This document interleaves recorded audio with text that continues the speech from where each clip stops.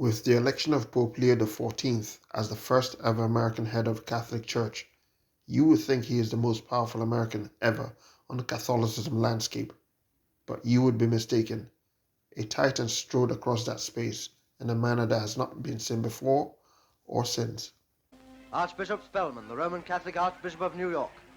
His Grace's visit was a great and happy surprise for the devout people of this Mediterranean island. It's good to be able to record this peaceful scene from the towns that only recently had no other news than constant air raids and desperate resistance.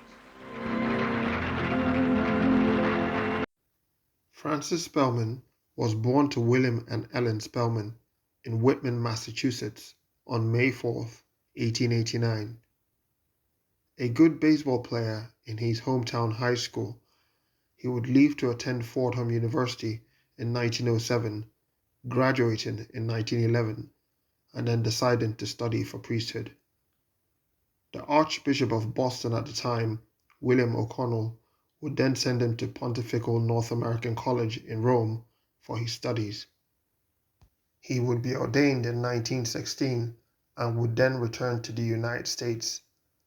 When America entered World War I in 1917, Francis Spellman tried to enlist but was rejected due to failing to meet the height requirements.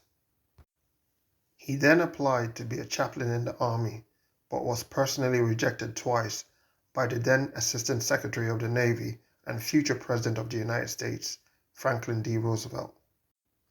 Archbishop O'Connell would then appoint him to boost subscriptions for the Archdiocesan paper in 1918, and then as archivist for the Boston Archdiocese in 1924. It was in that position that he would translate 2 books into English from his friend Monsignor Francesco Borgognoni Duca, whom he had met while studying in Rome, and was at the time Privy Chamberlain of His Holiness Pope Pius XI, and would go on to become known as the author of the Lateran Treaty of 1929, which assured the Holy See independence from Italy. The Vatican would appoint Spellman as the first American attaché of the Vatican Secretariat of State in Rome in 1925. Whilst there, he worked with the Knights of Columbus in running children's playgrounds. During a trip to Germany in 1927, he would establish a lifelong friendship with Archbishop Eugenio Pacelli, the man who would later become Pope Pius XII 12 years later.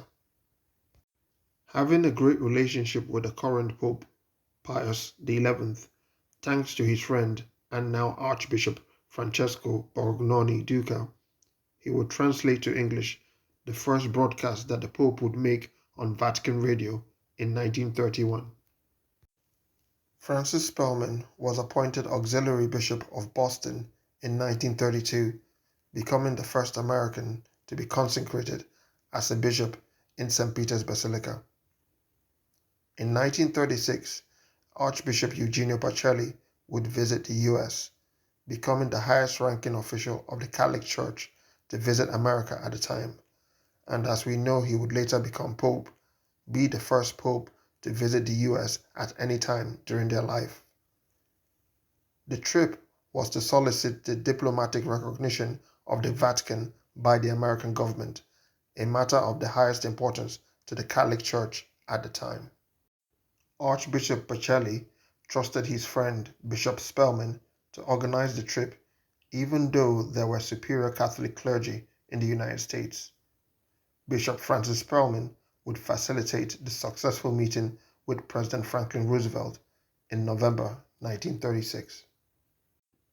Joseph Kennedy Sr., head of one of the richest Catholic families in America, and father of the man who would become the first Catholic to be elected President of the United States, John F. Kennedy, and trusted friend and confidant of Bishop Spellman, who would be the third member of the formidable trio for that historic trip.